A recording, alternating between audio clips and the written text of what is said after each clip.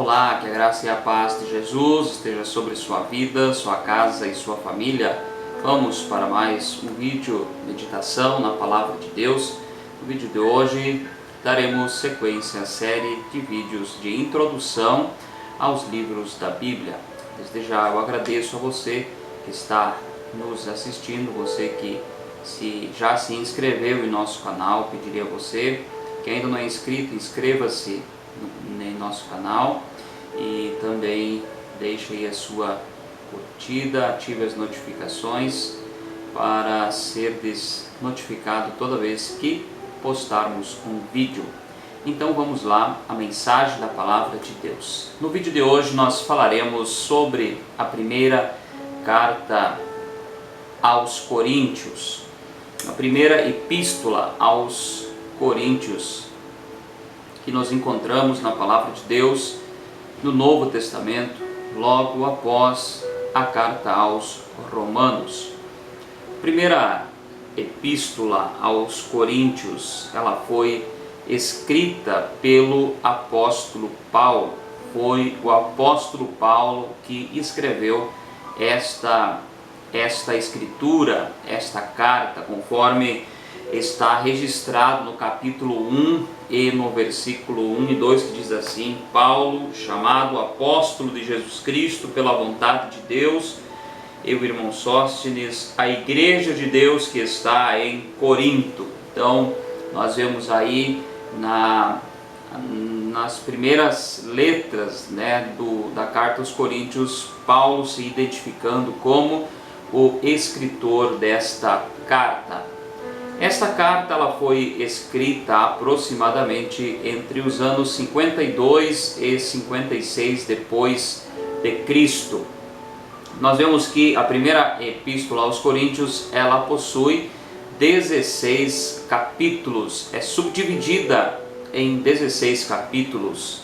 E a cidade de Corinto, na época, ela era uma cidade muito importante, podemos assim dizer, e esta cidade ela estava localizada na província romana de Acaia, na parte sul da atual Grécia.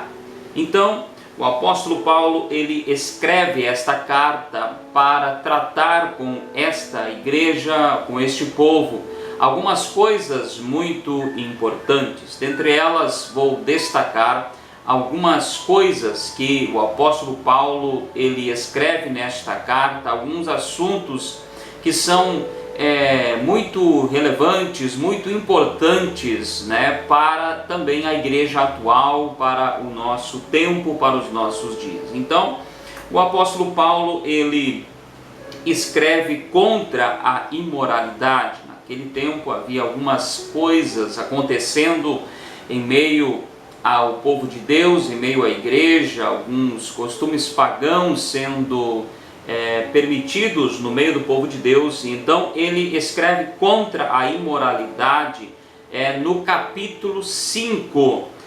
Nós vemos também que ele dá muita ênfase e ele fala sobre o casamento. No capítulo 7 de Coríntios ele escreve sobre a seriedade, sobre a importância do casamento. Também ele fala aqui sobre a importância da Santa Ceia do Senhor.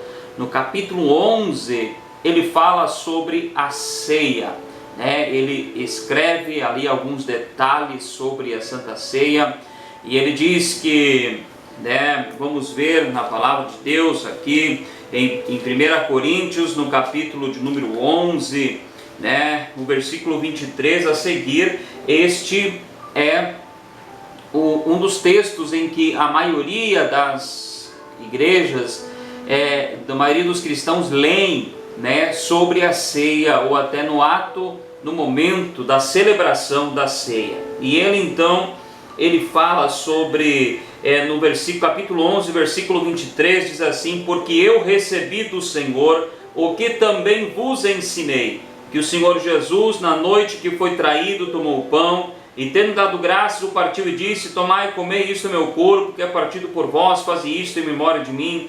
Semelhantemente também, depois de cear, tomou o cálice, dizendo: este cálice é o novo testamento do meu sangue, fazei isto todas as vezes que beberdes em memória de mim.